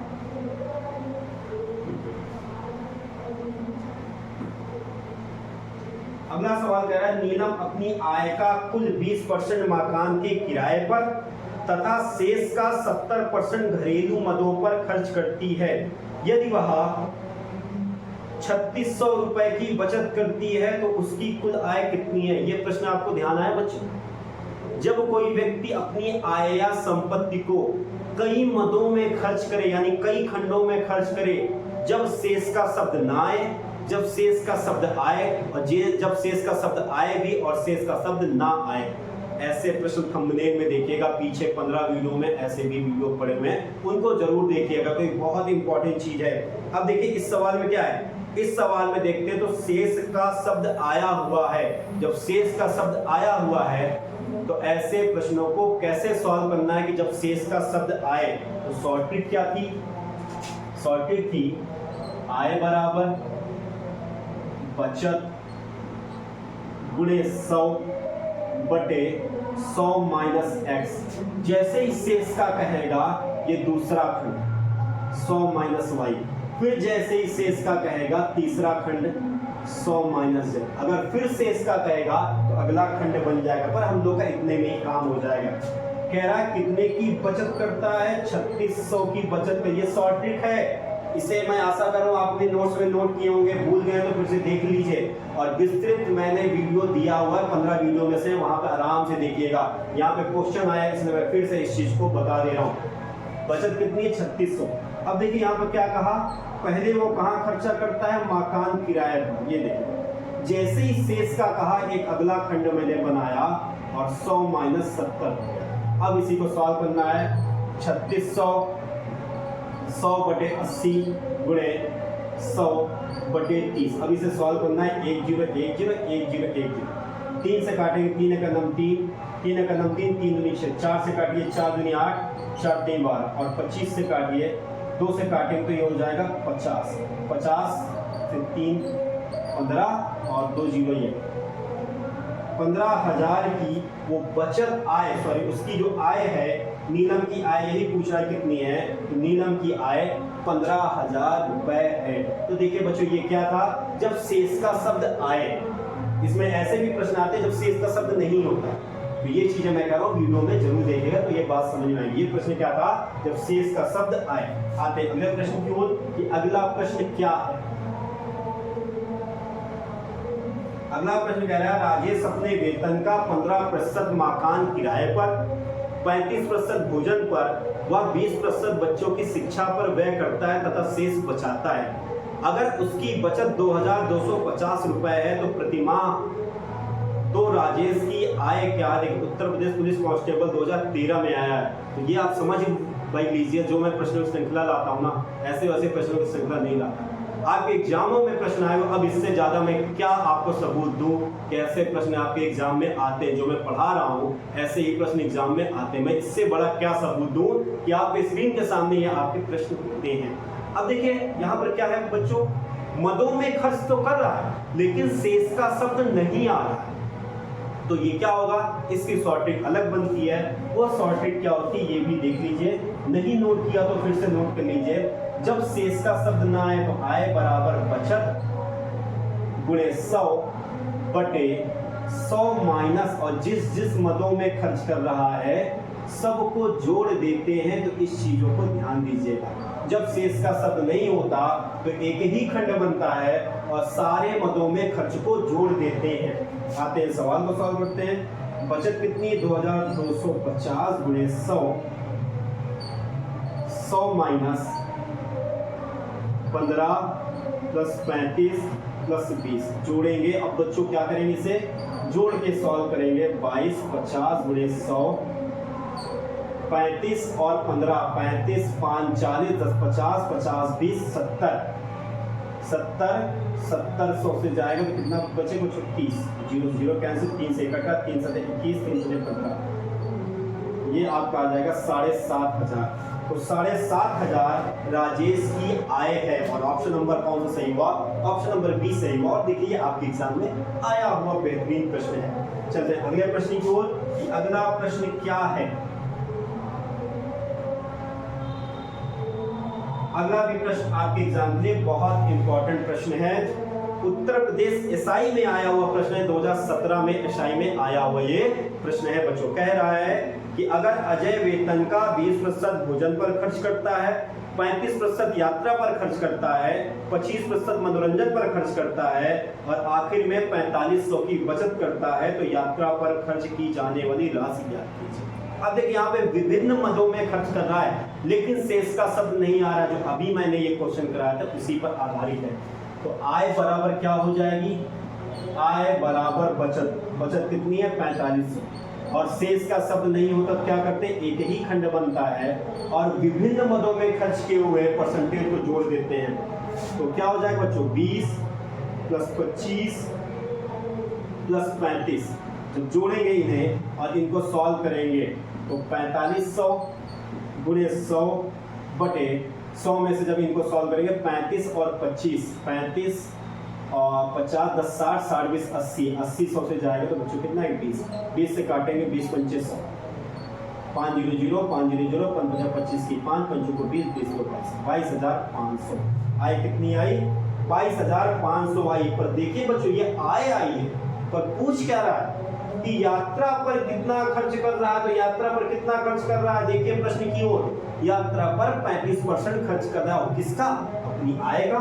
तो आय कितनी उसकी, 22,500 का 35%, काट ले 5 से, 5 दूनी 10, 5 0 0 5 से 35। फिर इसे काटना चाहेंगे तो 0 से 0 ये कैंसिल हुआ, तो 2 से काटते हैं, 2 1 9 2 2 1 9 2 2 दूनी 4 2 पंचे 10, 7 से 35 की 5 3 आया, 7 दूनी 14 3 17 की 7 8 बचे 1 और 7 1 9 7 7 1 8 7 1 9 7 78 75 यानी 7,875 आया। तो आप खुद बताइए ऑप्शन नंबर कौन सा सही हुआ, ऑप्शन नंबर बी सही हुआ, 7,875। चलते हैं अगले प्रश्न की ओर कि अगला प्रश्न क्या है। आते हैं अगले प्रश्न की ओर कि अगला प्रश्न क्या है। कह रहा है एक परीक्षा में 19% विद्यार्थी गणित में, 10% विद्यार्थी अंग्रेजी में अनुत्तीर्ण है। यदि सारे विद्यार्थियों में से 7% विद्यार्थी दोनों विषयों में अनुत्तीर्ण है तो दोनों विषयों में उत्तीर्ण होने वाले विद्यार्थियों की संख्या। ऐसे प्रश्नों को हम लोग बच्चों वेन आरेख वाले प्रश्न, समुच्चय आधारित प्रश्न या बोध वाले प्रश्न कहते हैं। पीछे थंबनेल में देखिएगा, पीछे जो मेरे परसेंटेज के 15 वीडियो हैं उसमें थंबनेल में देखिएगा वेन आरेख वाले प्रश्न, वहां पे वो वीडियो जरूर देखिएगा तो ज्यादा अच्छे से और अच्छे से समझ आएगा। तो ऐसे प्रश्नों को सॉल्व कैसे करते हैं बच्चों, तो ऐसे प्रश्नों को सॉल्व इस आधार पर करते हैं कि पहले कह रहा है परीक्षा में 19% विद्यार्थी गणित में, तो गणित का परसेंटेज कितना है, गणित का परसेंटेज दे दिया है 19% और अंग्रेजी में दे दिया है 10% और दोनों में कितना दे दिया है, दोनों में दे दिया है 7%। अब देखिए बच्चों इसमें करना क्या है, पहले हम लोग सवाल को एक रूप में करते हैं कि अगर ये अनुत्तीर्ण वाले हैं तो क्या सब अनुत्तीर्ण में है, ये भी अनुत्तीर्ण का परसेंटेज है, ये भी अनुत्तीर्ण का परसेंटेज है और ये भी अनुत्तीर्ण का परसेंटेज है, यानी सवाल एक रूप में है। जब सवाल एक रूप में होता है तो फिर हम लोग रियल वैल्यू फाइंड करते हैं, रियल वैल्यू फाइंड करते हैं। तो रियल वैल्यू कैसे फाइंड होता है, रियल वैल्यू फाइंड करने के लिए दोनों वालों को प्रत्येक से घटाते हैं। तो 19 से 7 जाएगा तो कितना बचेगा बच्चों, 12। अंग्रेजी में क्या होगा, अंग्रेजी वालों को भी 10 में से 7 घटाएंगे तो 3% और ये दोनों वाले तो फिर आ जाएंगे तो दोनों वाले 7%। इन सबको जोड़ते हैं तो देखिए 7 और 3 10, 10 और 12 हो जाएगा 22, यानी 22% लोग क्या है, अनुत्तीर्ण है यानी फेल है। तो आप खुद बताइए 100 में से 22% लोग अनुत्तीर्ण हैं तो उत्तीर्ण कितने लोग हैं, तो 100 में से 22% घटा दीजिए तो उत्तीर्ण कितने आ जाएंगे, 78% आ जाएंगे। और यही पूछ रहा था कि उत्तीर्ण होने वाले छात्रों की संख्या, ऑप्शन नंबर डी देखिए। और ये सवाल कहाँ आया था, एसएससी 10+2 2014 में ये प्रश्न आया था। तो चलते हैं अगले प्रश्न की ओर कि अगला प्रश्न कैसे सॉल्व किया जाएगा। अगला प्रश्न कह रहा है किसी परीक्षा में 35% छात्र हिंदी में फेल हैं, 45% छात्र अंग्रेजी में फेल हैं, 20% छात्र दोनों विषयों में फेल हैं। तो उन छात्रों का प्रतिशत ज्ञात कीजिए जो दोनों विषयों में पास हैं। एसएससी सीजीएल में आया हुआ ये इस तरह के छोटे सवाल, सीजीएल छोटे नहीं सिर्फ कैलकुलेशन छोटा है, क्यों, क्योंकि आप शॉर्टिक जान गए हैं। एसएससी सीजन 2016 में आया हुआ प्रश्न है। चलते हैं सॉल्व करते हैं कि ऐसे प्रश्न कैसे फिर से सॉल्व किए जाते हैं। तो पहला हिंदी में कितना दे दिया है कि हिंदी में 35% फेल है, अंग्रेजी में 45% फेल है और दोनों में 20% फेल है। अब देखिए बच्चों पहला काम क्या करते हैं, सवाल क्या एक रूप में है, पहले ये देखते हैं। बिल्कुल एक रूप में, ये भी फेल का परसेंटेज, ये भी फेल का परसेंटेज, ये भी फेल का परसेंटेज है। तो पहला काम क्या करेंगे, रियल वैल्यू फाइंड करेंगे। और रियल वैल्यू के लिए क्या करते हैं, दोनों वाले प्रत्येक से घटाए जाएंगे। तो 35 से 20 घटेगा तो 15। अब अंग्रेजी में 45 से 20 घटाया जाएगा तो 25, और दोनों वाले भी नोट करके जोड़ लेते हैं। दोनों वाले 20%। अब देखिए जोड़ेंगे तो 25, 35, 10, 40, 20, 60। 60% विद्यार्थी क्या है, फेल है, या कह सकते हैं अनुत्तीर्ण है। तो उत्तीर्ण कितने हैं, उत्तीर्ण है 40%। उत्तीर्ण कितने हैं बच्चों, 40% है। और यही पूछ रहा था कि दोनों विषयों में उत्तीर्ण छात्र का प्रतिशत कितना है। Option number D 40%। ये आप वेन आरेख वाले प्रश्न है, इनको ऐसे सॉल्व किया जाता है। चलते हैं अगले प्रश्न की ओर कि अगला प्रश्न क्या है। अगला भी प्रश्न आपके वेन आरेख पर ही आधारित प्रश्न है। कह रहा है किसी परीक्षा में 80% विद्यार्थी अंग्रेजी में, 85% गणित में तथा 75% दोनों विषयों अंग्रेजी तथा गणित में उत्तीर्ण है। कह रहा है यदि 40 विद्यार्थी इन दोनों विषयों में अनुत्तीर्ण हैं तो परीक्षार्थियों की कुल संख्या कितनी है। परीक्षार्थियों की कुल संख्या पूछ रहा है बच्चों। तो अब देखिए क्या करेंगे, ये भी आपके वेन आरेख वाले प्रश्न हैं, इनको भी सॉल्व करते हैं कि ऐसे प्रश्नों को कैसे सॉल्व किया जाता है। अंग्रेजी में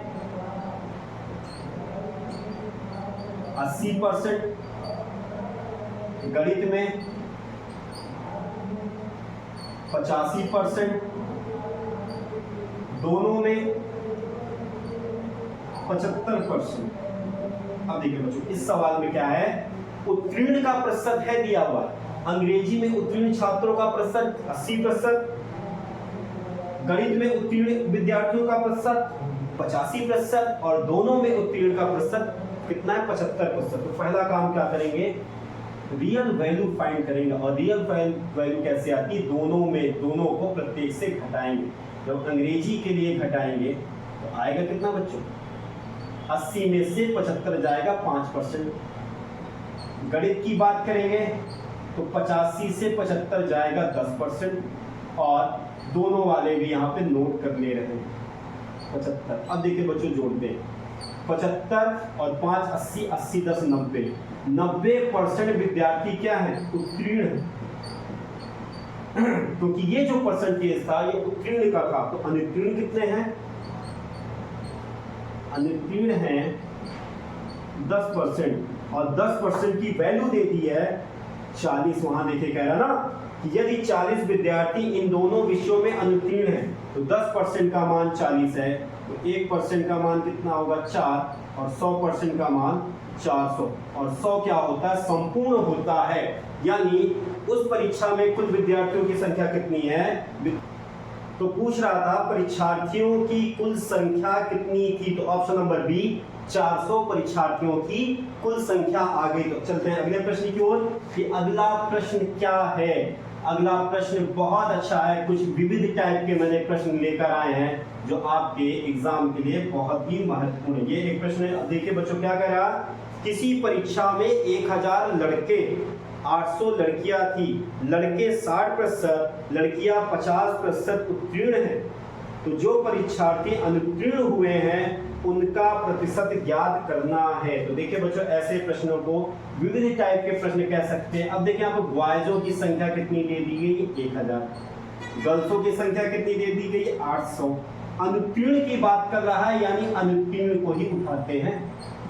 अब देखिए कह क्या रहा है, 60% उत्तीर्ण हैं, तो अनुत्तीर्ण कितने होंगे, 40 होंगे। इस चीज को ध्यान दीजिएगा, वहां पर 60% उत्तीर्ण दिया है और हमें काम किसका है, अनुत्तीर्ण का।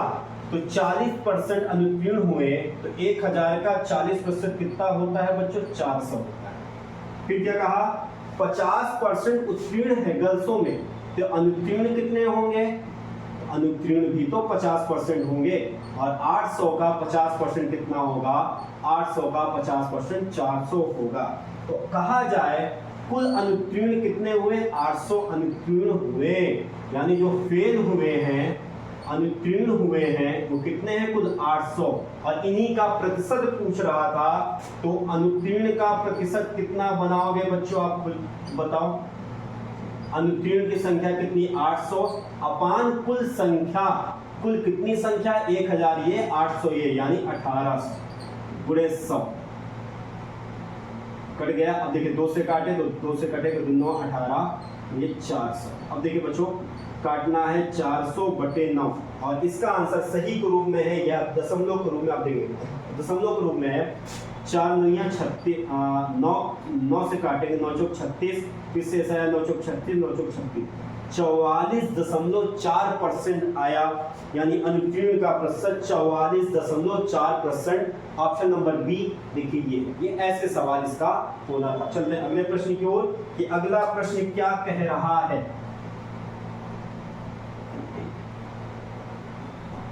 अगला प्रश्न एसएससी सीजीएल 2011 2013 और एसएससी सीजीएल 1999 और 2000। रिपीटेड क्वेश्चन हमेशा बहुत ही महत्वपूर्ण प्रश्न होते हैं क्योंकि आने की इनकी पूरी संभावना होती है।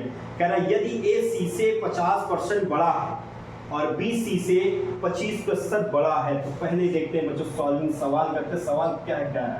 कह रहा है ए सी से 50% बड़ा है और फिर क्या कहा?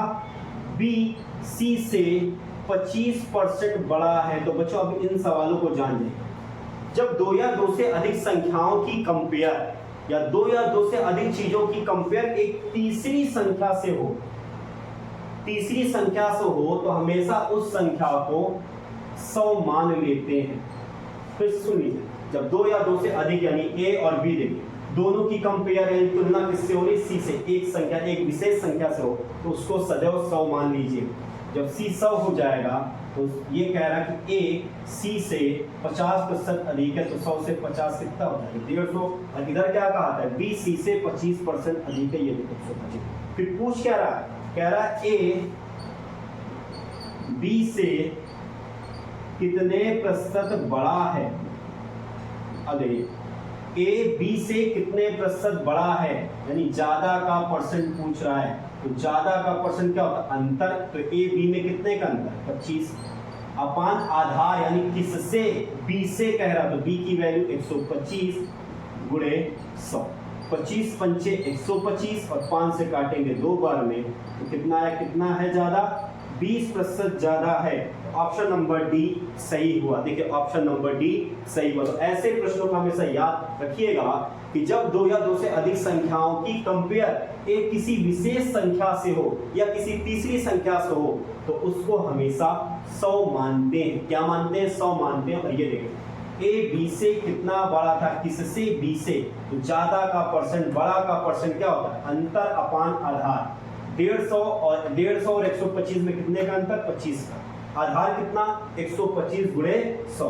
तो देखिए आंसर कितना आया? 20% आया। चलते हैं अगले सवाल की ओर कि अगला सवाल क्या है। अगला भी सवाल इसी तर्क पर आधारित है। कह रहा है कि यदि ए बी से 20% अधिक है तथा सी बी से 20% कम है तो सी ए से कितने प्रतिशत कम है? सेम सवाल है बच्चों, ए और बी की कंपेयर सी से हो रही है। कह रहा है ए बी से 20% अधिक है। ए बी कह रहा है ए बी से 20% अधिक है। फिर कह रहा सी बी से 20% कम है। जो सी है वो बी से 20% कम है। अब देखिए यहाँ पे ए और सी की कंपेयर किससे हो रही है? बी से हो रही है। तो बी को मान लीजिए 100। 20% ज्यादा यानी ए का मान 120 और सी 20% कम है यानी 80। पूछ क्या रहा सवाल? कह रहा सी ए से कितने प्रतिशत कम है? तो कम का परसेंट क्या होगा बच्चों? अंतर। तो 20, 120 और 80 में कितने का अंतर? और किससे? आधार, यानी अपान में क्या होता है? आधार। अंतर अपान आधार।